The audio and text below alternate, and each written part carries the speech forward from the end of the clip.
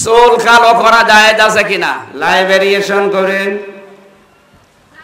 রেখেছে, তাদের অবস্থা কেমন হবে এবং হজ কবুল হবে কিনা। সম্মানিত মা বোনেরা প্রশ্ন দিয়েছেন, এক একটা পৃষ্ঠায় 3টা করে। কারা গয়রা? অন্যের কাছে ব্যবসার জন্য টাকা দেওয়া হলে ওটাকে যাকাত। আপনার কারা জীবন বিষয়ে আলোচনা। মেয়েরা কারা জীবন শুনে কি করবেন? আপনার স্বামীরা শুনেছে কালকে রাতে। মেয়েদের আবার স্বামী যদি নিষেধ করে মাহফিলে যেতে, যাওয়া যাবে কিনা দিয়েছেন। মেয়েদের ইসলামী আন্দোলন করা কি জায়েজ? জায়েজ মানে ফরজ। আমি একজন বাংলাদেশ জামাত ইসলামের সদস্য। রকম স্বামী যদি এই কাজের জন্য সবগুলোতে কঠিন ভাবে নিষেধ। মেয়ে লোক যদি মারা যায়, এই যে আশপাশ প্রায় 1, 1.5, 2-3 গ্রামের লোকজন আসে, সে নারী পুরুষ একেবারে ঝাঁকে ঝাঁকে এসে এই মরা মানুষটাকে দেখতে থাকে, এটা জায়েজ নেই। সম্মানিত মা বোনেরা খুব হেফাজতে থাকবেন এই বিষয়টা থেকে। যে মারা গেছে ওর ভেতরে যদি ওই 14 জন ভালো করে আপনি নোট করে রাখেন বা মোবাইলে তুলে রাখেন, এই 14 জনের বাইরে কেউ তাকে দেখতে যাবেন না। আপনি দেখে কি করবেন? শেষ বিদায় নিয়ে আর প্রথম বিদায় নিয়ে আপনার দরকার কি? শেষ বিদায়ের নাম বলে আপনি তাই বলে কবিরা গুনাহ করবেন? আশা করছি এই এলাকায় যদি কেউ মারা যায়, মেয়েরা যে ঝাঁকে ঝাঁকে দল বেঁধে যান, এটা বন্ধ করেন। কোনো দরকার নেই এটাই। আপনি যদি ওই 14 জনের ভেতরে পড়েন তাহলে আপনি যাবেন। হ্যাঁ, 14 জন পুরুষের জন্য, একটা পুরুষের জন্য আবার 14 জন মহিলাকে দেখা জায়েজ আছে। তার বাইরে কোনো মহিলার জন্য তার দেখা সাক্ষাৎ জায়েজ নেই। যদি হয় তাহলে কর্কশ ভাষায়, কণ্ঠ যেন মোলায়েম না হয় এমন ভাষায় কথা বলা লাগবে, যে ভাষা শুনলে ওর ভেতরে যদি শয়তান উকি ঝুঁকি মারে, ও যেন কন্ট্রোল হয়ে যায়। আজ হাজারো মানুষের মন মানসিকতা নষ্ট করার পেছনে মেয়েদের এই কণ্ঠস্বর দায়ী। এই যে কিছুদিন আগে আপনারা জানেন, সালমান এফ রহমান, এ দরবেশ, এত বড় আল্লাহর ওলি, অথচ ওর জীবনী বের হচ্ছে। ও একজন ব্যবসায়ীর বউকে এই টক শো করতে গিয়ে তার সাথে মোলায়েম কণ্ঠে কথা বলার কারণে, এত বড় একটা দরবেশের মতো মানুষও তার অন্যের স্ত্রী জোর করে বাদ দিয়ে হোক, জোর করে নিয়ে এসে হোক, বিয়ে করে সংসার চালাচ্ছে। নাউজুবিল্লাহি মিন যালিক। সেই লোকটা তো আর নিজের ইচ্ছা করে তালাক দেয়নি, যদি দিয়ে থাকে তাকে আপনি জোর করে দিয়েছেন। সুতরাং এই যে এই মহিলাটা নিজের কণ্ঠ দিয়ে, নিজের শরীর দিয়ে, রূপ সৌন্দর্য দিয়ে এমন ভাবে দরবেশকে আকৃষ্ট করেছে, দরবেশ শেষ পর্যন্ত তার স্বামীর কাছ থেকে তাকে কেড়ে নিয়ে, এটা তামাম দুনিয়ায় এখন ছড়িয়েছে। আর মানুষের ভেতরে দরবেশের প্রতি একটা খারাপ ধারণা আসতেছে। একটা দরবেশ এত বড়, এত বয়স্ক মানুষ যদি এই কাজ করে, আপনি কার সাথে, কোন বয়সী মানুষের সাথে কি মোলায়েম কণ্ঠে কথা বলছেন? শয়তান তো বসে নেই, শেষে কিন্তু জেনার দিকে নিয়ে চলে যাবে। এই জন্য আমি সহ যারা এখানে শুনতেছি, সম্মানিত মা বোনদেরকে বলছি, খুব সাবধান, এটা রেকর্ড হচ্ছে, সারা দুনিয়ায় যাবে। প্রত্যেকটা মুসলিম পরিবারে যারা আছেন, বসবাস করেন, সে মা হোক, মেয়ে হোক, বোন হোক, ফুফু হোক, চাচি হোক, প্রত্যেককে আমি আহ্বান জানাচ্ছি, এই যে পারিবারিক জীবনে, আমাদের সামাজিক জীবনে যে বিষয়গুলো ঘটে অনাকাঙ্ক্ষিত ভাবে, কিছু মনেই করে না, এটা যেন সাবধান থাকে। ফাতেমাতুজ জোহরা তিনি বলেছিলেন, রাতের বেলা আমারে মাটি দিয়ে দিও। বেশি মানুষকে ডাক দেওয়ারও দরকার নেই, বেশি মানুষকে দেখানোরও দরকার নেই, কারণ আমার মরণের পরেও যেন পর্দা ঠিক থাকে, এটা আমার খুব জরুরি। আল্লাহ খুশি হয়ে তাকে জান্নাতের নেত্রী বানিয়ে দিয়েছে। আমরা যদি ওই নেত্রীর পেছনে কর্মী হয়ে কিয়ামতে জান্নাতে থাকতে চাই, অন্তত তার মতো এই আচরণগুলো দুনিয়ায় দেখানো দরকার। মেয়েদেরকে আল্লাহ ফাতেমাতুজ জোহরাকে অনুসরণ করার তৌফিক দেন, আমিন। আল্লাহ রাব্বুল আলামিন বলেন, ওয়াকিমনাস সালাতা ওয়া আতিনাজ যাকাতা ওয়া আতিউনাল্লাহা ওয়া রাসূলাহ। হে মেয়েরা, নামাজ কায়েম করবে, তোমরা যাকাত আদায় করবে, আল্লাহ এবং রাসূলের আনুগত্য করবে। প্রশ্ন আসতে পারে, হুজুর, নামাজ কায়েম করা এটা তো রাষ্ট্রের ব্যাপার, এটা তো পুরুষ মানুষের ব্যাপার। হ্যাঁ, এটা পুরুষের জন্য আল্লাহ দায়িত্ব দিয়েছেন, কারণ পুরুষ মানুষ নেতৃত্বে থাকবে, পুরুষ মানুষ রাষ্ট্র সমাজ চালাবে, তাদের কাজ এটা। কিন্তু আমাদের দেশের যে সিস্টেম এখন, রায় লাগে, সমর্থন লাগে, ভোট লাগে, সাপোর্ট লাগে। এটা যেহেতু শুধু পুরুষ মানুষের ভোটে একজন মানুষ নেতা হতে পারে না, নেতৃত্ব দিতে পারে না, নামাজ কায়েমের জন্য যারা সংসদে যেতে চায় তাদের এমপি হওয়া লাগে।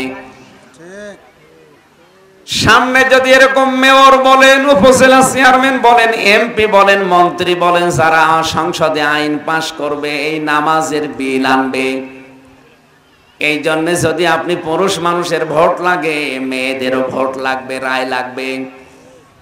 আপনি নামাজ কায়েম নিজে যেমন করছেন, এটা পরিবারে, সমাজে এবং রাষ্ট্রে যেন কায়েম হয়, তার জন্য আপনার ভূমিকা লাগবে। এই জন্য সামনে এরকম ভূমিকা পালন করার সময় আসতেছে। আল্লাহওয়ালা এরকম কোন মানুষ যারা নামাজ কায়েম করতে পারে, সে যদি আপনার আত্মীয় নাও হয়, আপনার স্বামীর আত্মীয় নাও হয়, আপনার নিজের দল যা করেন ওই দলের লোক যদি নাও হয়, সে যেহেতু নামাজ কায়েম করবে, তাকে আপনার রায় দেওয়া লাগবে, সাপোর্ট করা লাগবে, সমর্থন দেওয়া লাগবে, ভোট দেওয়া লাগবে। এটা আপনি মনে করবেন আমি নামাজ কায়েম করার জন্য সাহায্য করলাম। ওই লোকটা যদি আপনার রায় পেয়ে এমপি হওয়ার পরে সংসদে নামাজ কায়েমের জন্য একটা বিল উনি উত্থাপন করে যে আমি নামাজ কায়েম চাই, এরকম যদি 151 জন হয়ে যায়, এই দেশে যদি রাষ্ট্রীয়ভাবে নামাজ কায়েম হয়ে যায়, বিশ্বাস করেন কিয়ামত পর্যন্ত আপনি কবরে শুয়ে শুয়ে নামাজ পড়ার সওয়াব পাবেন। এখানে নামাজ কায়েমের দায়িত্ব যেমন পুরুষের আছে, মেয়েদেরও আছে। আর সেই সুযোগ সামনে আসতেছে। মেয়েদের জন্য সবচাইতে বড় আমানত হচ্ছে স্বামী যখন বাইরে চলে যাবে, তার সম্পদ এবং সন্তান এগুলোকে যেন দ্বীনের পথে রাখা যায়, সর্বাত্মক চেষ্টা করা। সম্মানিতা মা বোনেরা, জান্নাতের যে 8টা দরজা মেয়েদের জন্য আল্লাহর নবী জানিয়েছেন খোলা থাকবে। খুব বড় বড় কাজের জন্য বলেননি, একেবারে সিম্পল যেগুলো আমরা সচরাচর করি। 5 ওয়াক্ত নামাজ আদায় করা নির্ধারিত সময়ে। এখানে বহু পুত্র বধূ বসে আছেন, বহু বোন বসে আছেন, বহু বউ বসে আছে অনেকের। তারা এই যে গোসল ফরজ হয়ে যাওয়ার পরে লজ্জার কারণে ফরজ গোসল করতে চান না, ফজরের নামাজ বাদ দিয়ে সকাল 9টা, 10টা, 11টা, 12টা একবারে গোসল করে জোহর আর ফজরের নামাজ একসাথে পড়ে না, আপনার গুনাহ হবে। ইচ্ছা করে যদি এরকম লজ্জা করে কেউ এই কাজ করে, তার কবিরা গুনাহ হবে। কিসের লজ্জা? এটা ন্যাচারাল বিষয়, এটা পৃথিবীতে মানুষকে আল্লাহ দিয়েছে, এটা হবেই, তাম দুনিয়ায় এটা আছে। সুতরাং কোনো লজ্জা নেই। সে আপনার বাবা হোক, আর আপনার বড় ভাই হোক, আর আপনার দুলা ভাই হোক, কাউকে লজ্জা করে আল্লাহর বিধান আমরা যেন নষ্ট করে না ফেলি। গোসল যদি ফরজ হয়ে যায়, মাস্ট বি, যদি আপনি টের পেয়ে যান ফজরের নামাজের আগে, মাস্ট বি আপনাকে গোসল করাই লাগবে। হ্যাঁ, এখন মহিলাদের চুল যেহেতু বড় বড় থাকে, এমনও মহিলা আছে যদি চুল ভেজা থাকে তাহলে সে অসুস্থ হয়ে যায়। সম্মানিতা মা বোনেরা, এরকম যদি পরিবেশ সামনে আসে যে আপনি পানি ব্যবহার করলে বা মাথায় দিলে চুল ভেজা থাকলে আপনি আরো অসুস্থ হয়ে যাবেন, আরো অসুস্থ হয়ে যাবেন, তাহলে আপনার গোসল করার দরকার নেই, আপনি তায়াম্মুম করে নেবেন। পবিত্র মাটির দ্বারা বা মাটি জাতীয় কোনো বিষয় দ্বারা তায়াম্মুম করার নিয়ম হচ্ছে, একবার নিয়ত করবেন যে আল্লাহ আমি তায়াম্মুমের দ্বারা পবিত্রতা অর্জন করতে চাচ্ছি। দ্বিতীয় নম্বর, মাটির উপরে হাত এভাবে থাবা দিয়ে মারবেন, এরপরে এভাবে ঝাড়া দিয়ে ফেলে দেবেন মাটিগুলো। যদি কিছু ধুলাবালি লেগে থাকে মুখমণ্ডলে এভাবে পুরা মুখমণ্ডল মাসেহ করবেন, হাতের তালু থেকে শুরু করে এই কোনই পর্যন্ত এভাবে একবার ঘোরাবেন। যদি 3 বার করেন সুন্নাত আদায় হবে, একবার করলে ফরজ আদায় হয়ে যাবে। এই তো হয়ে গেল আমার। যদি এভাবে আপনি সারা জীবন অসুস্থ থাকেন, সারা জীবন যদি গোসল ফরজ হয়, তায়াম্মুম করে আপনার নামাজ হবে, কিন্তু নামাজ বাদ দেওয়া যাবে না। লজ্জার খাতিরে এটা যারা করেন আজকে থেকে বাদ দিয়ে দেবেন, কোনো লজ্জা নেই। 5 ওয়াক্ত নামাজ যেখানেই থাকেন, যে অবস্থায় থাকেন, গাড়িতে আছেন, যদি সেজদা দেওয়ার জায়গা না থাকে ইশারায় পড়বেন যে আমি এখন রুকু করছি, এখন সেজদা করছি। মেয়েদের সন্তান যখন আসে প্রথমে পানি দেখা যায় জরায়ুতে। নবীজি বলেন এই অবস্থায় যদি সন্তানের মাথা দেখা যাচ্ছে, ওরে তোলার ভেতরে বিছিয়ে বলো যে নামাজ পড়। ফরজ নামাজের এত গুরুত্ব, অথচ হাঁসের খাবার দিতে দিতে উনি মাগরিবের নামাজ বাদ দিয়ে দিয়েছে। আশা করছি নামাজের এই গুরুত্বটা দেবেন, আল্লাহ আপনার গুরুত্ব দেবে। মুসা নবী আলাইহিস সালামের জামানায় একটা কাহিনী পড়েছিলাম তাফসিরে। আল্লাহ পাক মুসা নবীকে বললেন, একটা কর্মকার এই যে কামার লোহা পেটিয়ে সোজা করে, দা খন্তে কোড়াল এগুলো বানায়, ওরে তুমি জান্নাতের সুসংবাদ দিয়ে দাও। হযরতে মুসা বললেন, আল্লাহ তুমি আর লোক পাওনি, কি করে সে এমন? আল্লাহ বলেন, যাও দেখে আসো কি করে। বাজারে চলে গেলেন, দেখলেন বাজারের এক কোণায় এক কর্নারে বসে বসে কামার লোহা দিয়ে পিটিয়ে পিটিয়ে ছুরি বানাচ্ছে। এই যে মগরটা যখন উপরে তোলে আবার লোহার উপরে পিটায়। হঠাৎ করে নামাজের সময় হয়ে গেছে। আমাদের যেমন আজান হলে আমরা বুঝি নামাজের সময় হয়েছে, ওই সময় হয়তো একটা সিস্টেম ছিল, কারণ মুসা নবীর প্রতি 5 ওয়াক্ত না মাত্র 1 ওয়াক্ত নামাজ ফরজ ছিল, আসরের নামাজটা। এই যে কামারের কথা বললাম, লোকটা এই যে মগরটা মাথার উপর দিয়ে কামার নিচে ফেলবে, লোহার উপরে না। যেই নামাজের সময় হয়ে গেছে, পেছন দিক থেকে মগরটা ফেলে দিয়ে তাড়াতাড়ি পবিত্র হয়ে নামাজে দাঁড়িয়েছে। হযরতে মুসা বলে, রব্বুল আলামিন, যে লোকটা নিজের এই মগরটাকে মাথার উপর দিয়ে লোহা পিটিয়ে তারপরে নামাজে দাঁড়াতে পারতো, এত গুরুত্ব তোমার বিধানকে দিয়েছে যে এটা পেছনে ফেলে দিয়ে তাড়াতাড়ি নামাজে দাঁড়িয়েছে। তোমার কথা মানার জন্য যে লোকটা এত উদ্গ্রীব হয়ে থাকে, এত বেশি সচেষ্ট হয়ে থাকে, আল্লাহ তুমি তাকে জান্নাতে না দিয়ে পারো না। এখানে আমাদের দুনিয়ায় যত কঠিন কাজ সামনে আসুক না কেন, ফরজ নামাজটা মাস্ট বি।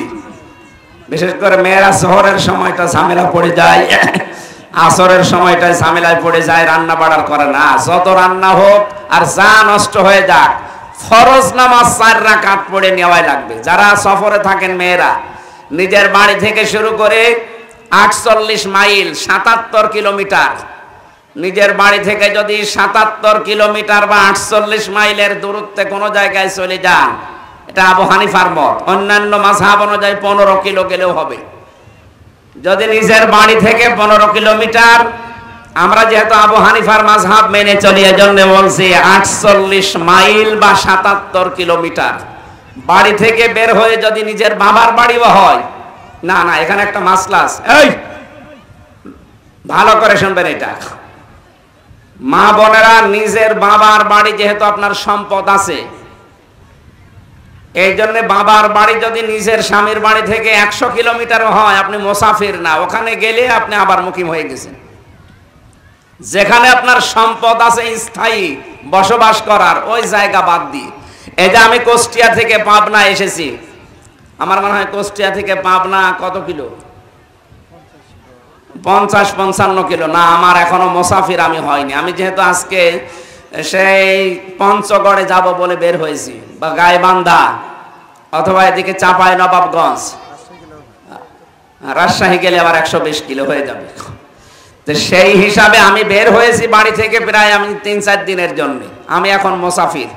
আর মেয়েদের জন্য যদি নিজের বাড়ি থেকে 48 কিলোমিটার বা 48 মাইল 77 কিলোমিটার যদি বাড়ি থেকে বের হয়ে যান, নিজের বোনের বাড়ি হোক, নিজের ভাইয়ের বাড়ি হোক, খালি বাবার বাড়িটা বাদ দিয়ে, যেহেতু সেখানে তার সম্পদ আছে এই জন্য সেটা বাদ দিয়ে, বা অন্য কোনো আত্মীয় স্বজনের বাড়িতে বেড়াতে গেছেন, এখান থেকে ঢাকায় গেছেন, তাহলে আপনি মুসাফির। আর মুসাফির অবস্থায় 2 ওয়াক্ত নামাজ একবারে আদায় করতে পারবেন। এটা আপনার জন্য একটা হাদিয়া আল্লাহর পক্ষ থেকে। যোহরের নামাজ 2 রাকাত, আসরের নামাজ 2 রাকাত, একবারে 2 রাকাত করে পড়ে নেবেন, সারা দিন আর নামাজ পড়া লাগবে না। আর মাগরিবের সময় বা এশার সময় যে একবারে মাগরিবের নামাজ 3 রাকাত আর এশার নামাজ 2 রাকাত একবারে পড়ে নেবেন, বা সময় যখন পান তখন পড়ে নিন, অসুবিধা নেই। আপনি পড়ে দিলে আপনার সারা রাত আর নামাজ নেই। আমি আশা করছি এই মাসলাটা আপনাদের মনে থাকবে সহজের জন্য, যদি মুসাফির বা সফর করেন। কিন্তু নিজের বাবার বাড়ি হলে কিন্তু হবে না, কারণ ওখানে আপনার সম্পদ আছে। যদি স্বামী মারা যায় বা স্বামীর বাড়ির লোকজন যদি শেষ পর্যন্ত আপনাকে তাড়িয়ে দেয়, আপনার শেষ ঠিকানা আপনার বাবার বাড়ি, ওখানে আপনার সম্পদ আছে, আপনি একটা ঘর তৈরি হলেও থাকতে পারবেন, সেই হিসাবে ওখানে গেলে আপনি আর মুসাফির হবেন না। এজন্য নামাজটা যেন আমরা বাদ না দেই, সে যে অবস্থায় থাকি। রমজানের রোজা রাখার ব্যাপারে তো বলা লাগে না, শরীর যেদিন অসুস্থ থাকে ওই কয়টা বাদ দিয়ে বাকি রোজাগুলো তো রাখবেন, আর ওই রোজা আসার আগে যে কয়টা ভাঙা রোজা আছে এই কয়টা রেখে দেবেন। শাওয়াল মাসের যে 6টা রোজা আছে এটা পরে, আগে ওই ফরজ রোজা রেখে দেন, তারপর শাওয়াল মাসের রোজা। আশা করছি কথা বুঝেছেন। 3 নম্বরে যাদের শরীর আল্লাহ দিয়েছেন, এই শরীরটা শুধুমাত্র আল্লাহ আপনাকে আমানত হিসাবে আপনার স্বামীর জন্য খুব হেফাজতে রাখবেন, এইটাই আপনাকে জান্নাতে নিয়ে যাবে। 4 নম্বরে যাদের স্বামী আছে, স্বামীর এতাআত করে তার জায়েজ হুকুমগুলো মেনে নিয়ে আনুগত্য করে তাকে খুশি রাখা লাগবে। স্বামী স্ত্রী ব্যবহারের পরে যদি কেউ গোসল করে, যত ফোঁটা পানি পড়বে প্রত্যেক ফোঁটা একটা করে সওয়াব হবে।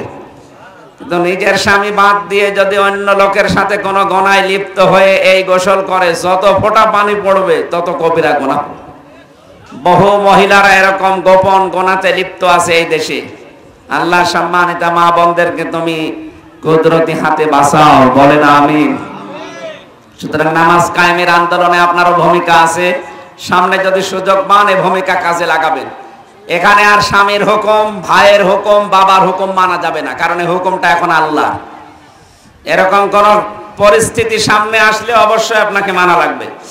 2 নম্বরে যাকাত দেওয়া লাগবে। বহু মহিলার 7.5 ভরির উপরে স্বর্ণ আছে, এরা যাকাত দিতে চায় না। সম্মানিত মা বোনেরা, যাদের শাড়ি 3টার উপরে আছে, নিজে একটা 2টা শাড়ি তো পরা লাগে, আর একটা আপনি কোনো অনুষ্ঠানে যাওয়ার জন্য রেখে দিয়েছেন, এর বাইরে যদি কোনো শাড়ি 8টা 10টা 15 20টা থাকে, ওইটাকে আপনার যাকাত আদায় করা লাগবে। অথচ এক একজনের শাড়ি মনে হয় 100-200টা শাড়ি রেখে দিয়েছে আলমারিতে, ও জীবনে কোন দিন পরবেও, এরপরও অনুষ্ঠান আসলে স্বামীকে বলে আমার নতুন পোশাক লাগবে। আপনি মানুষ? ওই দিন এক স্বামী চিল্লাচ্ছে, ওইটার যাকাত আপনি গরিব মানুষ আছে আপনার আত্মীয় স্বজনের ভেতরে, 3টার পরে যেগুলো থাকবে আপনার যেটা পছন্দ হয়, এরকম পছন্দনীয় জিনিস আপনি ওইটাকে দিয়ে দেবেন। কারণ লান তানালুল বিররা হাত্তা তুনফিকু মিম্মা তুহিব্বুন, যতক্ষণ তোমরা নিজের পছন্দ করা জিনিসকে মানুষকে না দেবে ততক্ষণ সওয়াব পাবে না। সুতরাং আপনি ছিঁড়ে একেবারে নষ্ট হয়ে গেছে ওইটা দিয়ে দিলেন, সওয়াব তো দূরের কথা আরো গুনাহ হয়ে যাবে। আশা করছি আপনারা পোশাক আশাক অতিরঞ্ছিত করে নিজের স্বামীকে বিপদে ফেলবেন না, যতটুকু প্রয়োজন অতটুকু করেন। এটা রেকর্ড হচ্ছে তো এই জন্য বারবার বলছি, আমার ম্যাডামও যেন শোনে। সম্মানিত মা বোনেরা, সময় চলে যাচ্ছে।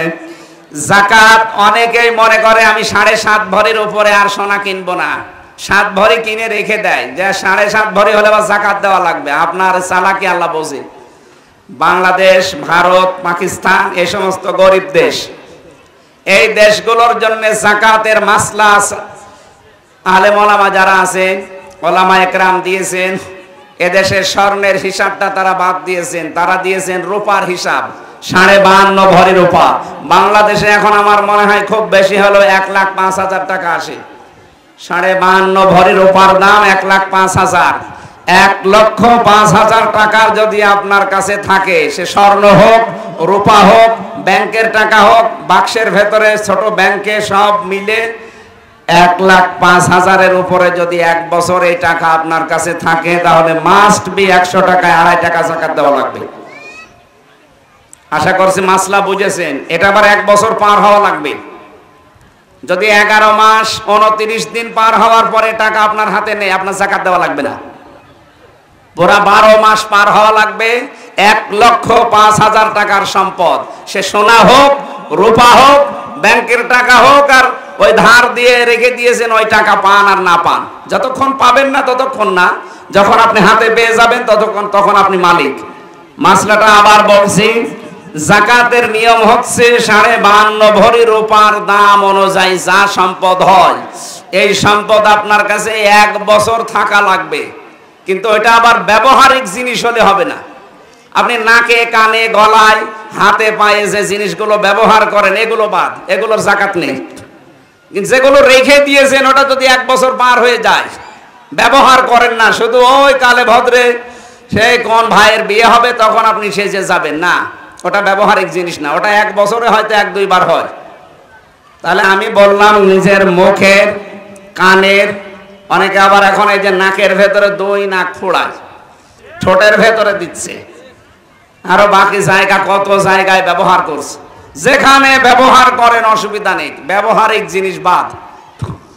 একটা মোটর সাইকেল আছে আপনার, একটা সাইকেল আছে, অথবা ব্যবহারিক একটা কার গাড়ি আছে, এটা বাদ।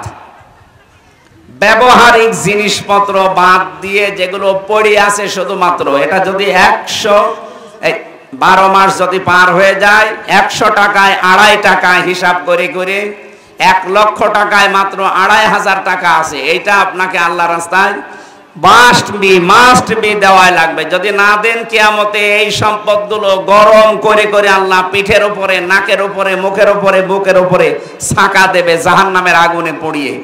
আল্লাহ আমাদের মেনে চলার তৌফিক দিও। 3 নম্বরে পেয়েছি ওয়াতিউনাল্লাহ ওয়া রাসূলা, আল্লাহ এবং রাসূলের আনুগত্য করা লাগবে।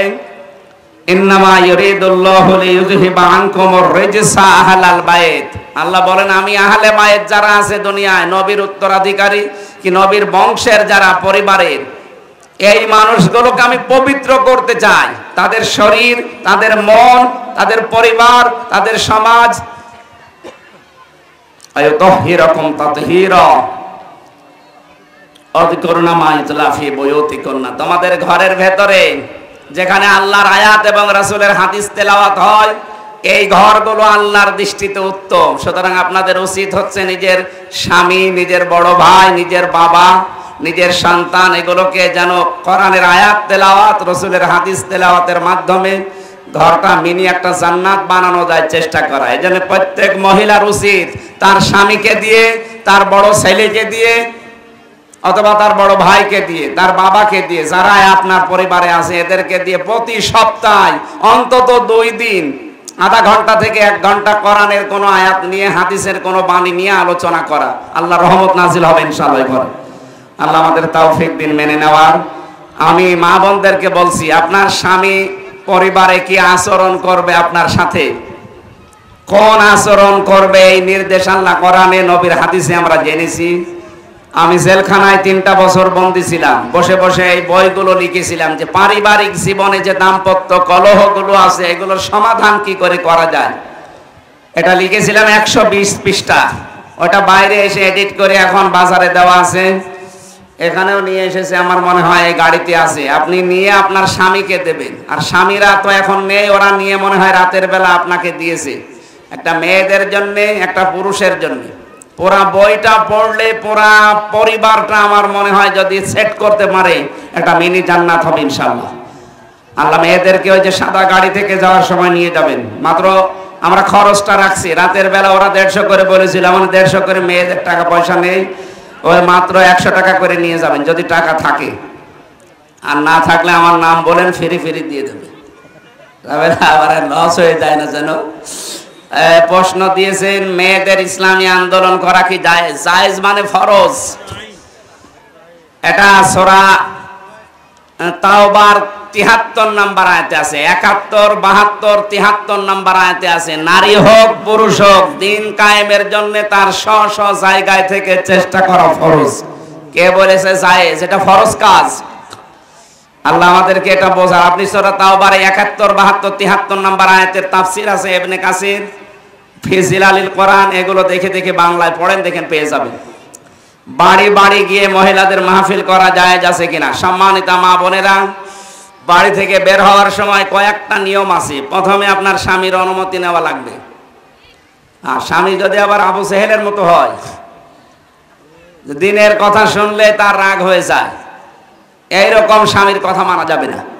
যদি এরকম পরিবেশে আসে, তাকে বোঝানো লাগবে প্রথমে, দেখো তোমার সাথে সাংসারিক জীবনে আমি আছি, কিন্তু এর পরের যে জীবন, এই জীবনে তো তুমি নেই, সুতরাং ওই জীবন আমার তৈরি করা লাগবে। দিন শিক্ষা করা যেহেতু তলাবুল ইলমি ফারিদাতুন আলা কুল্লি মুসলিমিন ওয়া মুসলিমাতিন, নারী পুরুষ সবার জন্য ফরজ। এজন্য এরকম পরিবেশ কোনো জায়গায় যদি তালিমের মাধ্যমে, শিক্ষার মাধ্যমে দেয়, কিন্তু সেখানে দেওয়া লাগবে মেয়েদের। পর্দা বাদ দিয়ে যদি কোনো পুরুষ মানুষ মেয়েদের সামনে কিছু করে এটা জায়েজ নেই, হারাম। এজন্য পরিবেশটা ওনাদের কণ্ঠ যেহেতু পর্দা, মেয়েরা সাউন্ড বক্সে দেখি অনেক জায়গায় কথা বলছে, এটা জায়েজ নেই, এটা ছড়িয়ে দেবেন, এটা হারাম। চট্টগ্রাম বিভাগে এগুলো বেশি হয়, এই এলাকায় এগুলো নেই। হ্যাঁ, না না, এটা জায়েজ নেই। কে করে এলাকায়? কারা করেন? মাইকে মেয়েরা যারা সাউন্ড বক্স নিয়ে এই মেয়েদের ভেতরে, হ্যাঁ, এমন আওয়াজ দেবেন যেন বাইরে না যায়, কিন্তু বাইরে যেতে পারবে না মেয়েদের আওয়াজ। স্বামী যদি নিষেধ করে মাহফিলে যেতে, যাওয়া যাবে কিনা? আপনার দিন শিক্ষার জন্য মাস্ট বি, এটা ফরজ কাজ। আল্লাহ রসুলের কাজ যেটা, সেটা স্বামী না। দুনিয়ায় যত মহারথী হোক তাদের কথা মানা যাবে না। লা তাআতা লি মাখলুকিন ইল্লা বিমাসিয়াতিল খালিক। আল্লাহ রসুলের আনুগত্যের বাইরে দুনিয়ার কোন মানুষের হুকুম মানা জায়েজ নেই। হুজুর আপনার কারা জীবন বিষয়ে আলোচনা। মেয়েরা কারা জীবন শুনে কি করবেন? আপনার স্বামীরা শুনেছে কালকে রাতে, আপনাদের শুনে কি আপনার লাভ আছে? শুনে না। কারা জীবন আমারে তো রেখেছিল ফাঁসির কন্ডেম সেলের ভেতরে, কারাগারে না, তো জেলখানায় যাওয়া তো কোনো ঝামেলা না, সারাদিন ঘুরে বেড়ানো যায়। তা আমরা তো ছিলাম সেলের ভেতরে, 24 ঘন্টা আমরা বন্দী থাকতাম। অন্যের কাছে ব্যবসার জন্য টাকা দেওয়া হলে ওটাকে যাকাত দিতে হবে। হ্যাঁ, ওই টাকা যদি আপনি হাতে পান, তাহলে হাতে যতক্ষণ না পাবেন ততক্ষণ দেওয়া লাগবে না। তাই বলে ধান্দা খুলে বসেন না যে যাকাত তো দেওয়া লাগবে না, খালি দিয়ে রাখি। এই এলাকায় এই নিয়মটা আছে মেয়েদের ভেতরে, যে টাকা ছেড়ে রাখে আর মাসে মাসে টাকা আসে, সুদ যেটা। আমার মনে হয় এলাকায় নেই, এটা বলার দরকার নেই। বাচ্চা বন্ধ রাখা জায়েজ আছে কিনা? লাইব্রেরিয়েশন করে রেখেছে, তাদের অবস্থা কেমন হবে এবং হজ কবুল হবে কিনা? সম্মানিত মা বোনেরা প্রশ্ন দিয়েছেন, এক একটা পৃষ্ঠায় 3টা করে। কারা গয়রা? বাচ্চা বন্ধ রাখা জায়েজ আছে কিনা, এটা কিছু মাসলা আছে। এখন কি আর সময় হবে? কয়টায় আজান হবে?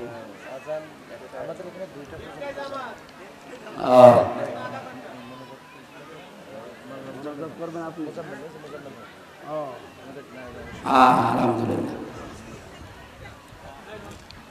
সম্মানিত মা বোনেরা, এটা স্থায়ীভাবে বন্ধ করা জায়েজ নেই। বাচ্চার এই বিষয়টা স্থায়ীভাবে বন্ধ করা জায়েজ নেই। যদি ওই রকম পর্যায়ে আপনি চলে যান যে আপনার জীবন বা বাচ্চার জীবন, একটারও জীবন বাঁচানো যাচ্ছে না, এরকম পরিস্থিতিতে ডাক্তাররা বোর্ড বসাবে। বোর্ডের মাধ্যমে সিদ্ধান্ত নিয়ে যদি বলে না, এখানে আর রাখা যাবে না। এই যে আমার ম্যাডামের বাচ্চা 3টা, এই মনে হয় 18-20 দিন আগে একটা এসেছে, আর এর আগে একটা 10 বছর, একটা 4 বছর। এই শেষেরটা হওয়ার সময় আমরা ঢাকাতে নিয়েছিলাম। বাচ্চাটার এই গলার ভেতরে নাড়ি ভুড়ি সব পেঁচিয়েছিল, উল্টিয়েছিল।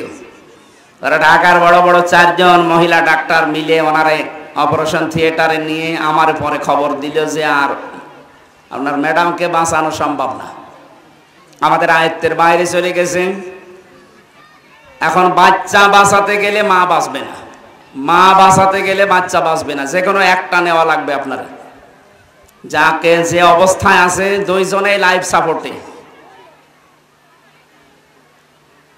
আমার ডাক্তার লাইলা নূর বলে একজন আছে, উনি সর্বোচ্চ 8 দিন হাসপাতালের বড় ডাক্তার। বলবেন যে কি করবেন তাড়াতাড়ি জানান, আমরা খুব ঝামেলায় আছি। যদি এখন ওনার সন্তানের নাড়ি কেটে ফেলে দেওয়া লাগবে, জরায়ু বাদ দেওয়া লাগবে, তাছাড়া উপায় নেই, তাছাড়া বাঁচানো যাবে না ওনারে। এখন তার জীবন মরণ নিয়ে টানাটানি, বাধ্য হয়ে আমি তাও কয়েক মিনিট চুপ ছিলাম। আমি দেখি, চিন্তা ভাবনা করে দেখি। আমি বললাম একটু দেখেন না কেন, কিছু করা যায় কিনা। বলছে না, আমাদের হাতে আর নেই। শেষ পর্যন্ত কেটে বাদ দেওয়া লেগেছে। সম্মানিত ভাইরা, সম্মানিত মা বোনেরা, আমার জীবনের উপর একটা ঝড় বয়ে গেল। আল্লাহ একটা পরীক্ষায় ফেলে দিল। 3টা মেয়ে আমাকে আল্লাহ দিয়েছেন। নবীজি জানিয়েছেন যার 3টা মেয়ে, আল্লাহ তাকে 3টা জান্নাত দেবে, যদি ওর লালন পালনের ব্যবস্থা, দিন শিক্ষার ব্যবস্থা এবং সৎ পাত্র দেখে যদি পাত্রস্থ করতে পারে। আমার যেন এই 3টা কাজ সঠিকভাবে আঞ্জাম দিয়ে আমি যেন এই মেয়েদের মাধ্যমে জান্নাতের অধিকারী হতে পারি, আল্লাহ তৌফিক আমাকে দান করেন। সাময়িকভাবে যদি ওইরকম হয় তাহলে আপনি বন্ধ করে দিতে পারেন, স্থায়ীভাবে বন্ধ করা জায়েজ নেই। এরপরে হজ কবুল হবে কিনা, এটা তো আপনার এই যে সম্পদ নিয়ে আপনি হজে যাচ্ছেন, টিকিট কেটে বা হজের খরচে, এইটার উপরে নির্ভর করছে আপনার এই কর্মজীবনের উপরে। বোনের জমি ফাঁকি দিয়ে, ভাইয়ের জমি ফাঁকি দিয়ে ওইটা আপনি বেচা কেনা করে হজে গেলেন, জায়েজ নেই, এটা আপনার হজ হবে না তখন। আর ওইটার সাথে এটার সম্পর্ক না, যে বাচ্চা বন্ধ হয়ে গেছে বলে আপনার আর হজ হবে না, না, ওইটার সাথে এটা সম্পর্ক না। আমি একজন বাংলাদেশ জামাত ইসলামের সদস্য রকম, স্বামী যদি এই কাজের জন্য সবগুলোতে কঠিনভাবে নিষেধ করে, তাহলে আমি বললাম না আল্লাহ রসুলের আনুগত্যের বাইরে যায় এমন কোনো কথা স্বামী না স্বামীর বাবা বললেও শোনা যাবে না। যেহেতু দিন কায়েম করা এটা একটা ফরজ কাজ, এই ফরজ কাজে বাধা সেই দিক তার কথা মানা যাবে না। হঠাৎ করে উঠে আশা করছে এই ভণ্ডামিটা বাদ দেওয়া দরকার বাংলাদেশ থেকে। চুল কালো করা যায় আছে কিনা, এটা একটা মাসলার বিষয়। সম্মানিত মা বোন, যদি আপনি চুল কালার করলে আপনার স্বামীর জন্যে, বাইরে লোকদের জন্য না, স্বামীকে সন্তুষ্ট করার জন্য, আকৃষ্ট করার জন্য জায়েজ আছে, বাকি কারো জন্য জায়েজ নেই। আমি এ পর্যন্ত বলে আজকে শেষ করছি। আপনাদের কাছে আর কারো প্রশ্ন আছে? তার মানে ব্যক্তিগত জীবন থেকে শুরু করে পারিবারিক জীবন, সামাজিক জীবন, এই সমস্ত জীবনে আমাদের এই আল্লাহর বাণী রাসূলের বাণীগুলো জাগর কাটার মাধ্যমে আমরা যেন হজম করে ফেলতে পারি, পিষে ফেলতে পারি। আল্লাহ আমাদেরকে সেই তৌফিক দেন। কারণ পৃথিবীর সবচাইতে বড় শ্রেষ্ঠ নিয়ামত এটা, উত্তম ইবাদত এটা। আমরা যারা পুরুষ মানুষ কয়েকজন আছি, আপনারা মেয়েরা যারা এসেছেন, আপনাদের এই কণ্ঠটা পর্দার অন্তর্ভুক্ত, এজন্য আপনারা আস্তে বলবেন কথা, পুরুষ মানুষ জোরে বলবেন আলহামদুলিল্লাহ। আল্লাহ তাআলা জানিয়েছেন, ইয়া নিসাআন নাবিয়্যি লাস্তুন্না কাআহাদিম মিনান নিসাই ইন তাকাইতুন্না ফালা তাখদা'না বিল কওলি ফায়াকুমা আল্লাযী ফি কলবিহি মারাদু ওয়া কুলনা কাওলাম মা'রুফা। পৃথিবীতে যারা শ্রেষ্ঠ মানুষ ছিলেন আমরা জানি, তারা নবীজির স্ত্রীদেরকে আমরা মুসলমান হিসাবে তাদেরকে শ্রেষ্ঠ মনে করি। এদেরকে আল্লাহ ডাক দিয়েছেন, হে নবীর স্ত্রীগণ। কোন সৈয়দ বংশের বউকে আল্লাহ ডাকেননি, কোন সর্দার বংশের বউকে আল্লাহ ডাকেননি, কোন মালিথা বংশের বউকে আল্লাহ ডাকেননি। আল্লাহ ডাক দিয়েছেন নবীর স্ত্রীদেরকে, হে নবীর পত্নীগণ বা স্ত্রীগণ।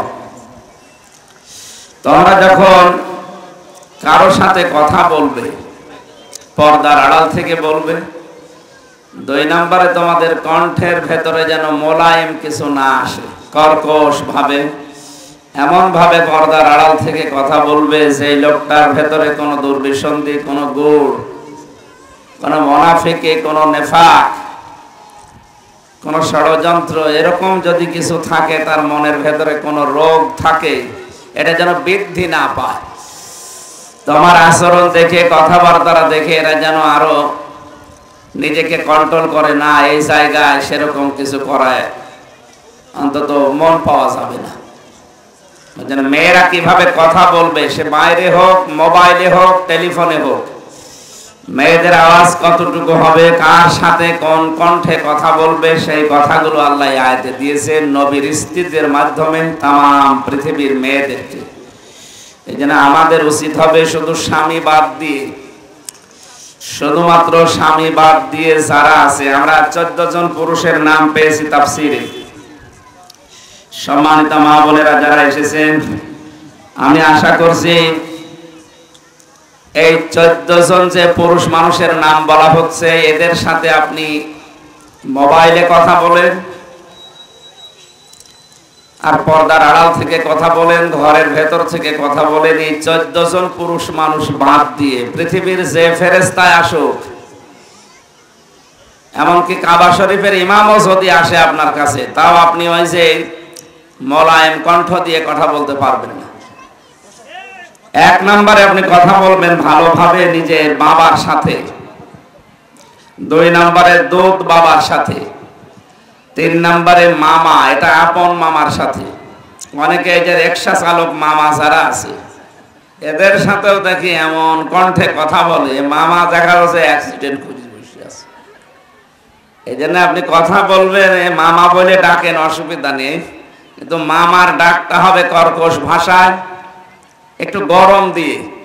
নিজের আপন মামার সাথে যেভাবে কথা বলা হয় এইরকম ভাষা যেন না আসে, তাহলে ওর রিকশা চালকের ভেতরে দেখা যাচ্ছে আবার শয়তান উকি ঝুঁকি মারবে। আমি একবার কুষ্টিয়া থেকে মনে হয় দেখলাম আমারে নিয়ে উনি চালাতে পারে না, সেই রকম মানে শরীরের শক্তি সেরকম নেই, অথচ মোটা মোটা মহিলা উঠেছে 2 জন, এত জোরে জোরে চলে যাচ্ছে। ভাই আপনি এত জোরে যান কি করি, সেদিন আমার নিয়ে তো চলতে পারছিলেন না। মহিলারা এরকম মহিলা আমার রিকশায় উঠলে আমার শরীর গরম হয়ে যায়। এই জন্য আমরা মনে করছি আপনারা যারা রাস্তাঘাটে আসেন নিজের মামা বাদ দিয়ে, এটা কিন্তু এই চাচাতো মামা, খালাতো মামা, ফুফুতো মামা, আরো গ্রাম সম্পর্কের মামা, এসব মামাই হবে না, নিজের আপন মামা হওয়া লাগবে, নিজের আপন ভাইয়ের মা। 3 নম্বরে, 4 নম্বরে গিয়েছে আপনার চাচার কথা, এটা আপন চাচা হওয়া লাগবে। 5 নম্বরে দুধ ভাই, 6 নম্বরে আপন ভাই, 7 নম্বরে নিজের শ্বশুর, আপন শ্বশুর হওয়া লাগবে। চাচা শ্বশুর, মামা শ্বশুর, খালু শ্বশুর যা আছে এদের সাথে কিন্তু এইটা হবে না। আমি যে 14 জনের নাম বলছি, এই 14 জনের সাথে আপনার মুখমণ্ডল, হাতের কবজি, পায়ের পাতা বাদ দিয়ে আবার পুরা শরীর ঢেকে রাখা লাগবে। কিন্তু বাকি আর দুনিয়ায় যারা আছে এই 14 জনের বাইরে, আপনি তাদের সাথে যদি খাস পর্দা করতে চান তাহলে তো শুধু চোখ 2টা বাদ দিয়ে কিছুই দেখানো যাবে না। আমি আবার বলছি, এরপরে আছে দাদার নাম, এটা আপন দাদা। এরপরে আছে নানার নাম, এটা আপন নানা। এরপরে নাতি, এরপরে আছে ছেলে, এটা আপন ছেলে। এরপরে আছে ভাইয়ের ছেলে, এটা আপন ভাইয়ের ছেলে, চাচাতো ভাইয়ের ছেলের সাথে পর্দা করা লাগবে। এরপরে আছে বোনের ছেলে, এটা আপন বোনের ছেলে। এরপরে আছে মেয়ের জামাই, তার মানে মেয়ের স্বামীকে আমাদের এই কুষ্টিয়া, মেহেরপুর, এই পাবনা এলাকায় হয়তো জামাই বলে আমরা ডাকি, চট্টগ্রাম, সিলেটে মেয়ের জামাইকে নিজের জামাই বলে ডাকে। ওদের ভাষা বা ওদের ধরনটা একটু আলাদা, ওই এলাকায় গেলে আমরা ওইভাবে বলি। যেহেতু এটা কুষ্টিয়ার পাশে পাবনা, মেয়ের জামাইকে আমরা কি বলে ডাকি এলাকায়? ঠিক আছে, মেয়ের জামাই বললে যেহেতু বুঝবেন। সুতরাং এই যে 14 জন মানুষের নাম বললাম, এর ভেতরে স্বামী নেই, আছে? সম্মানিত মা বোনেরা যারা এসেছেন, এই যে 14 জনের ভেতরে কিন্তু আপনার স্বামী নেই। সুতরাং স্বামী বাদ দিয়ে বাকি 14 জনের সাথে কথা বলা যাবে, দেখা করা যাবে। তো 3টা জায়গা খোলা রাখবেন, মুখমণ্ডল, হাতের কবজি, পায়ের পাতা, বাকি শরীর আবার ঢেকে রাখা লাগবে। আর বাকি দুনিয়ায় যা আছে, সে কাবার ইমাম হোক আর সে কি বলে 8 রশির পীর সাহেব হোক, যাদের সামনে যাওয়া লাগবে না কেন, যেতে পারবেন না তা না, তাদের সামনে চলাফেরা করতে করতে যদি চলে যান বা তাদের সামনে হঠাৎ করে পড়ে যান, কিন্তু পুরা শরীর ঢাকা লাগবে, খালি চোখ 2টা বাদ দিয়ে। এটা খাস পর্দা, আল্লাহ মেয়েদেরকে এটা অনুসরণ করার তৌফিক দিন। সুতরাং এই আয়াত থেকে যে শিক্ষাটা পেলাম, মেয়েরা যদি মোবাইলেও কথা বলে, কোন হেজাব বা পর্দার আড়াল থেকে যদি কথা বলে, ঘরের ভেতর থেকে কথা বলে, ভাষা হবে কর্কশ ভাষা।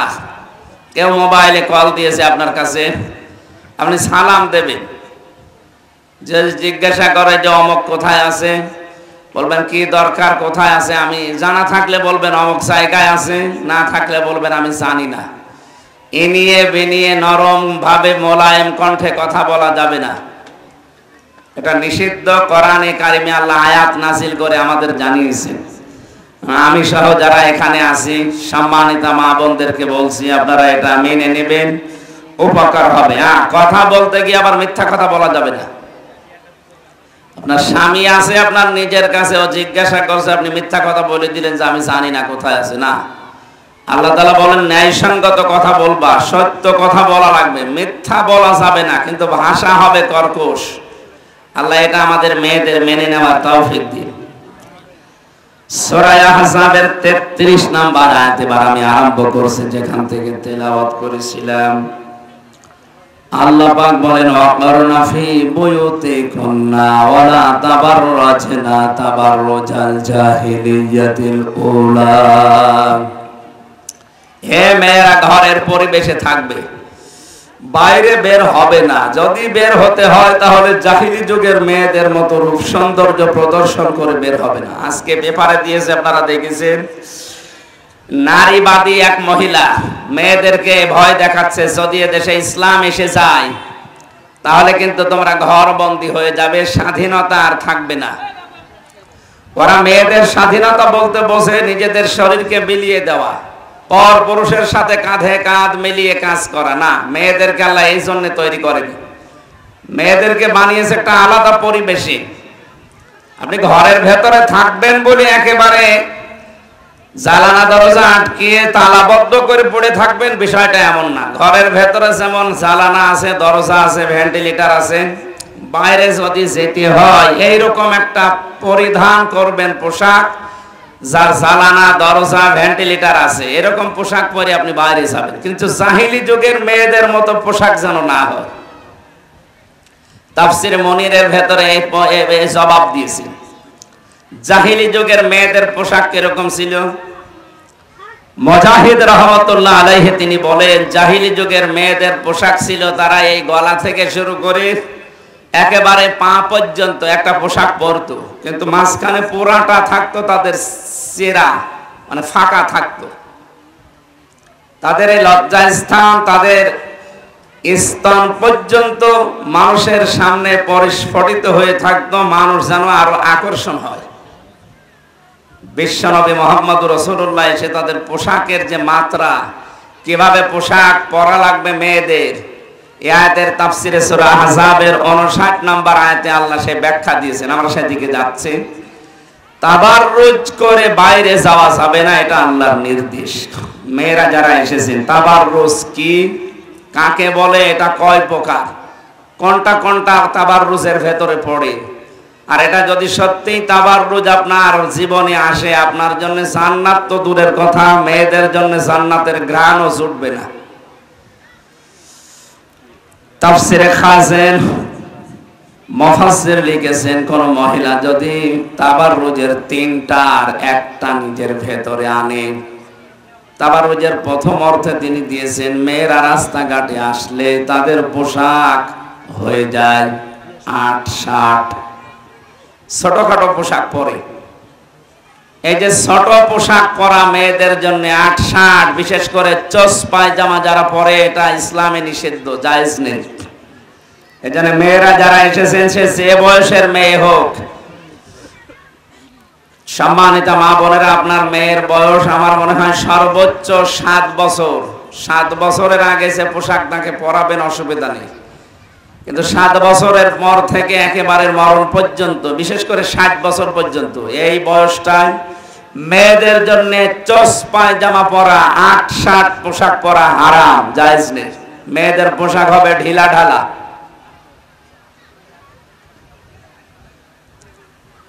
সুতরাং যারা নিজের মেয়েকে, নাতিকে, বৌমাকে এরকম পোশাকে দেখেন, নিষেধ করবেন। আপনার কন্ট্রোলের ভেতরে যদি থাকে, আর যদি আপনার আয়ত্তের বাইরে থাকে, আপনি এর জন্য জবাবদিহি করা লাগবে না। কিন্তু নিষেধ, সৎ কাজে আদেশ, অন্যায় কাজে নিষেধ করা, এটা আমাদের ইমানদারের গুণ। আমরা এটা অর্জন করব এবং বাস্তবে প্রতিফলন করব ইনশাআল্লাহ। নিজেরা তো এরকম পোশাক আশাক পরবেই না, যারা আয়ত্তে আছে তারা যেন না পরে। মেয়েদের পোশাক হবে যত রকমের ঢিলা ঢিলা ঢালা এরকম। আমি ফাতেমা রাদিয়াল্লাহু তাআলা আনহার পোশাক মদিনার মিউজিয়ামে দেখে এসেছিলাম। ওনার পোশাক যেটা এখনো পর্যন্ত টাঙানো আছে এই মিউজিয়ামে, সে পোশাকটা দেখেছি চামড়া দিয়ে বানানো, একেবারে হাত পর্যন্ত হাতা দেওয়া, এই হাতের কবজি পর্যন্ত, এই পা পর্যন্ত লম্বা। উনি কিরকম লম্বা ছিলেন পোশাকটা দেখে বোঝা যাচ্ছে, একেবারে পা পর্যন্ত লম্বা হবে। মেয়েরা মাথার চুল খোলা রাখতে পারবে শুধুমাত্র নিজের স্বামীর জন্য, স্বামী বাদ দিয়ে এই যে 14 জন পুরুষের নাম বললাম, হয়তো মোবাইলে তুলে নিয়েছেন অথবা লিখে নিয়েছেন, বাড়িতে যে মিলাবেন। এই 14 জনের সামনেও চুল খুলে রাখা জায়েজ নেই। তাদের পোশাক হবে সালোয়ার কামিজের মতো, নিচে যদি পায়জামা পরেন, উপরে সালোয়ার কামিজ থাকবে, হাত পর্যন্ত হাতা থাকবে। মুখমণ্ডলটা যদি খোলা রাখতে চান, খাস পর্দা যারা করে তাদের জন্য জায়েজ নেই। রুখসত যারা করে ছাড় দেওয়া আছে যাদের জন্য, তারা যদি মুখমণ্ডল খুলে রাখতে চান, এটা ছাড় দেওয়া আছে তাদের জন্য, আপনি পারেন। কিন্তু অবস্থা বুঝে এমন এমন জায়গায় হয়তো যাওয়া লাগে, বা এমন জায়গায় কাজ করা লাগে যেখানে মুখ ঢেকে রাখলে আপনার আর চাকরি থাকে না, বা সে অনুষ্ঠানে যাওয়া যায় না, তাহলে আপনি এমন জায়গায় মুখ খোলা রাখতে পারবেন। এটা রুখসত দেওয়া আছে, ছাড় দেওয়া আছে। ইমাম আবু হানিফা রহমতুল্লাহ আলাইহির মত অনুযায়ী মেয়েদের সতর বা পর্দা হচ্ছে মুখমণ্ডল, হাতের কবজি, পায়ের পাতা বাদ দিয়ে পুরা শরীর ঢেকে রাখা লাগবে। আর পুরুষের সতর হচ্ছে নিজের নাভি থেকে হাঁটু পর্যন্ত, এটা ঢেকে রাখা লাগবে। বাকি শরীরের সব জায়গায় যদি পোশাক আশাক না থাকে পুরুষের গোনা হবে না, কিন্তু মেয়ে লোকের সতর যদি উন্মুক্ত হয়ে যায় তাহলে কবিরা গোনা হবে। মা বোনেরা, আমি কাটা কাটা কথা বলছি যেন আপনি সহজে বুঝতে পারেন। আশা করছি তাবাররুজের যে প্রথম অর্থ বললাম, এই পোশাক আশাকের ক্ষেত্রে সতর্ক থাকবেন। দ্বিতীয় নম্বরে, পোশাক আপনার দামি হওয়া লাগবে না, বিষয়টা এমন না। দামি হওয়া লাগবে বিষয় এমন না, কম দামি হোক, কিন্তু আপনার মাথা মণ্ডল থেকে শুরু করে পায়ের পাতা পর্যন্ত আপনি ঢেকে রাখবেন। তাফসিরে ইবনে কাসিরে আছে, মেয়েরা যদি খাস পর্দা করতে চায় তাহলে শুধু একটা চোখ খোলা রেখে বাকি সব জায়গা ঢেকে রাখা লাগবে। এটা সর্বোত্তম পর্দা, এটা একেবারে সর্বোত্তম খাস পর্দা। ছাড় দেওয়ার জন্য কিছু কিছু বললাম যে বিশেষ এমন জায়গা আছে যেখানে গেলে, এই যে পৌরসভায় যারা মেয়েরা চাকরি করে, ইউনিয়নে চাকরি করে, এমন এমন জায়গা আছে যে অফিসে গেলে আপনার মুখ খোলা বাধ্যতামূলক, খোলাই লাগবে। বিদেশে যাওয়ার জন্য, হজে যাওয়ার জন্য এখন সিস্টেম ছবি তুলতে হয়, এর জন্য যদি আপনার মুখমণ্ডল খোলা লাগে, কান পর্যন্ত ওরা দেখতে চায়, এরকম কিছু জায়গায় ছাড় দেওয়া আছে, আপনি এগুলো ছাড় দেবেন। বাকি নিজের ইচ্ছা করে যেন আমার শরীর প্রদর্শন করছে এরকম কিছু আপনার ভেতরে না আসে। দ্বিতীয় নম্বরে, মেয়েদের স্বামীর কাছে আমার মনে হয় এই আবদার করা এখন থেকে দরকার যে আমার এই দুনিয়ায় শেষ না, আমার সামনে আরেকটা জগৎ আছে, বিশাল জগৎ পড়ে আছে।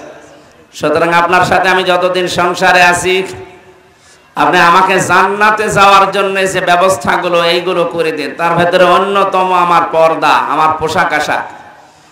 এই দামি দামি 3000, 5000, 10,000 টাকা দিয়ে শাড়ি না কিনে, এই 450, 500, 1000 টাকার ভেতরে সালোয়ার কামিজ বানাবেন। মাথায় একটা ওড়না থাকবে, বুকে ওড়না থাকবে, আর বাকি যে পোশাকের নাম বললাম পা পর্যন্ত, এরপরে পায়জামা বা ছায়া লাগবে। এই অবস্থায় সাংসারিক কাজ করতে গেলে যদি হঠাৎ করে কারো সামনে পড়েও যান, আপনার অন্তত পর্দার মতো এরকম ফরজ বিধান লঙ্ঘন হবে না বা হচ্ছে না। আল্লাহ আপনাকে আশা করছে আরো ভালোভাবে সামনে এগিয়ে যাওয়ার তৌফিক দিবেন। সম্মানিত মা বোনেরা, দ্বিতীয় নম্বর তাবাররুজের অর্থ হচ্ছে মেয়েরা যখন রাস্তাঘাটে বের হয়, বাইরে আসে, অনুষ্ঠানে যায়, তখন তাদের সাজগোজ বেড়ে যায়। এটা তাবাররুজের জাহিলি মেয়েদের গুণ। প্রাক জাহিলি যুগে সমস্ত মেয়েরা নিজেদের সৌন্দর্য প্রদর্শন করার জন্য সাজগোজ বাড়িয়ে দিত। আজ যারা বিউটি পার্লারে সাজে, বিভিন্ন জায়গায় নিজের ঘরের ভেতরেও বিউটি পার্লার বানিয়ে নিয়েছেন। সাজগোজ করা মেয়েদের একটা অভ্যাস, এটা জায়েজ আছে এবং একটা সওয়াবের কাজ। এটা শুধুমাত্র তার নিজের স্বামীর জন্য। কোন মহিলা যদি তার বাবাকে দেখানোর জন্য সাজে, জায়েজ নেই। মেয়ে লোক সাজতে পারে, সাজগোজ করে পরিপাটি থাকতে পারে শুধুমাত্র তার স্বামীর জন্য, আর এটা একটা ইবাদত। আপনি আধা ঘন্টা নামাজে দাঁড়িয়ে যা সওয়াব পেয়েছেন, স্বামীর জন্য যদি 15-20 মিনিট একাধারে নিজেকে সাজগোজ করে পরিপাটি রাখেন, আপনি ওই রকম নামাজের সওয়াব পাবেন। আলহামদুলিল্লাহ। সম্মানিত মেয়ে মা বোনেরা, যারা পোশাক আশাক পরেন, স্বামীর রুচি অনুযায়ী ঘরের ভেতরে পোশাক পরা এটা নিয়ম। বাইরের পোশাক আর নিজের ঘরের পোশাক এক না। কোন স্বামী এমন এমন আছে তারা যদি বলে যে না আপনার ব্লাউজ গায়ে দেন ভেতরে, বাড়ির ভেতরে, ঘরের ভেতরে, কিন্তু হাতা থাকবে না, আপনি হাতা কাটা ব্লাউজ বানাবেন, কোনো অসুবিধা নেই। উনি যদি যৌন উত্তেজনামূলক যে পোশাকগুলো আছে যদি ভালোবাসে, ভালো লাগে আপনাকে ওই পোশাকে দেখতে, ঘরের পরিবেশে আপনি ওই পোশাক পরবেন, সওয়াব পাবেন। তাই বলে ওইটা পরে আবার বাজারে যাওয়া যাবে না। তাবাররুজের তৃতীয় অর্থ আছে, মেয়েরা রাস্তাঘাটে আসলে তাদের মাজা হেলাদোলা করে চলে, এটা নিষিদ্ধ। এমন ভাবে হাঁটবেন, এখন প্রশ্ন আসতে পারে আমার মাজা আল্লাহ এমন ভাবে বানিয়েছে আমি হাঁটলেই দুলতে থাকি, এই জন্যই তো পোশাক ঢিলা ঢালা হওয়া দরকার, যেন আপনি চলাফেরা করলে মানুষ অন্তত ধারণা না করে, উল্টা পাল্টা ধারণা আপনার প্রতি না আসে। জাহিলি যুগের মেয়েদের মতো তাবাররুজ করে বের হওয়া যাবে না, কোরআনের এই নির্দেশ। তাদের পোশাক আশাক কেমন ছিল আমরা বর্ণনা করেছি। এবার আসেন মেয়েদেরকে আল্লাহ নবীর মাধ্যমে জানিয়েছেন। সূরা আহজাবের 59 নম্বর আয়াতে আল্লাহ পাক বলেন, ইয়া আইয়ুহান নাবিয়্যু কুল লিআজওয়াজিকা ওয়া বানাতিকা ওয়া নিসাইল মুমিনিনা ইউদনিনা আলাইহিন্না মিন জালাবিবিহিন্না ইলা আখিরি আয়াত। আল্লাহ পাক বলেন, হে নবী আপনার স্ত্রীদেরকে আপনি বলেন, আপনার কন্যাদেরকে আপনি বলেন, এবং মুমিন পুরুষ যারা দুনিয়ায় আছে তাদের যারা স্ত্রী কন্যা মেয়ে, স্ত্রী কন্যা মা ফুফু যারা আছে মুমিন পুরুষদের, তার মানে মুমিনা নারী যারা, তাদেরকে আপনি ঘোষণা দিয়ে দেন, ওহিরে ঘোষণা, তারা যেন নিজের জেলবাব যেটা, চাদর যেটা, এটা যেন নিজের সামনে টেনে দেয়। প্রশ্ন আসতে পারে চাদর টেনে দেওয়া সামনে, সামনে মানে কি? আমার মুখমণ্ডল সামনে আছে, আমার বক্ষ মোবারক সামনে আছে, আমার আরো অনেক অঙ্গ প্রত্যঙ্গ আমার সামনে আছে, কোন জায়গায় আমি চাদর টেনে দেব? মুফাসসির ইকরাম দিয়েছেন যে গলা থেকে শুরু করে একেবারে পা পর্যন্ত তো পোশাক থাকবে। যে পোশাক সচরাচর পরা হয় এই পোশাকের উপরে আপনি আলাদা একটা পর্দা হিসাবে একটা পোশাক পরবেন। এটার নাম আমরা এই দেশে বোরকা বলে চালিয়ে দেই। বোরকা বলেন, হিজাব বলেন, যাই বলেন। জেলবাবটা আলাদা। জেলবাব হচ্ছে আপনার এই মাথা থেকে চুলের এই জায়গা থেকে শুরু করে একেবারে থুতনির নিচ পর্যন্ত একটা চাদর টেনে দেওয়া, যেন একটা শুধু চোখ দেখা যায়, বাকি সব জায়গা যেন ঢাকা থাকে। এটা যদিও এরকম পরিবেশ যদি আসে, ওইরকম খারাপ জায়গা, তাহলে এরকম করা যায় যেন কোন দুষ্ট মানুষ যদি আপনাকে দেখে যেন মনে করে না, যালিকা আদনা আইয়ুরফনা ফালা ইউযাইন ওয়া কানা আল্লাহু গফুরুর রহিমা। আল্লাহ বলেন এরকম পোশাক পরলে তোমাদেরকে চেনা সহজ হবে, তোমাদেরকে উত্তপ্ত করা হবে না, জ্বালাতন করা হবে না। মেয়েরা যারা এসেছেন, সম্মানিতা মা বোনেরা, আপনাদের জন্য নামাজ, রোজা, হজ, যাকাত, দান, সাদগা, সবচাইতে দামি জিনিস মেয়েদের জন্য পর্দা। আমি যতটুকু কোরআন হাদিস পড়েছি আর বাস্তবতা আমি যা দেখতে পাচ্ছি, মেয়ে লোক যদি জাহান্নামে যায় এই বাংলাদেশে পর্দার কারণে যাবে। এদের নামাজ আছে, হ্যাঁ কম বেশি নামাজ এরা পড়ে, এদের রোজাও আছে, ফরজ নফল ওয়াজিব সব মিলে রোজা এরা অনেক পারদর্শী, কিন্তু পর্দার বিষয়ে অনেক বেখেয়াল আপনারা। এই যে বারবার বলছি 14 জন পুরুষের নাম, এরা যেহেতু সচরাচর কাছে থাকে, সব সময় বাড়ির ভেতরে আসে, এ বাদ দিয়ে বাকি দুনিয়ার যদি সেই বললাম কাবার ইমাম আসুক আর মসজিদে নববীর ইমাম আসুক, এমনকি আমির হামজা যাক, কিন্তু পর্দা মেনটেন করা লাগবে। মোবাইলে বলেন, মোবাইলের বাইরে বলেন, এটা খুব গুরুত্বপূর্ণ। মেয়েরা এই জন্য শাড়ি পরেন যারা, আস্তে আস্তে শাড়িটা বাদ দেওয়া দরকার। শাড়ি পরে আপনার নামাজ কমপ্লিট আমার মনে হয় না, কারণ শাড়ি পরে নামাজ পড়তে গেলে যদি সেজদা বা রুকুতে গিয়ে আপনার আঁচল পড়ে যায় মাথা থেকে, চুল যদি বের হয়ে যায় আপনার নামাজ ভেঙে যাবে। মা বোন যারা এসেছেন আস্তে আস্তে এই ট্র্যাডিশন বাদ দিয়ে দিন, শাড়ি দরকার নেই। আরো ছাতা ওই ১,৫০০, ২,০০০, ৫,০০০, ১০,০০০ টাকা দিয়ে না কিনে ওই টাকা দিয়ে আমার ৫ বছরের পোশাক হয়ে যাবে। অন্তত আমরা যারা স্বামী আছে আমরাও বেঁচে যাব।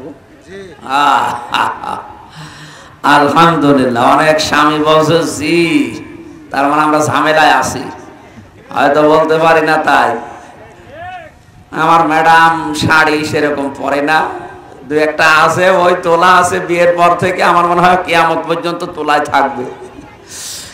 আর ওই সালোয়ার কামিজ এইগুলোই বানানো হয় বেশি, যেন হঠাৎ করে কারো সামনে পড়ে গেলে পর্দার মতো বিধান লঙ্ঘন হয়ে না যায়, কারণ এটা নামাজের মতো রোজার মতো ফরজ। ফাতেমাতুজ জোহরা রাদিয়াল্লাহু তাআলা আনহাকে নবীজি জানিয়েছেন তুমি মেয়েদের সর্দার হবে, জান্নাতে মেয়েদের সর্দারিনী হবে, গাইডলাইন দেবে জান্নাতে মেয়েদের। কেন?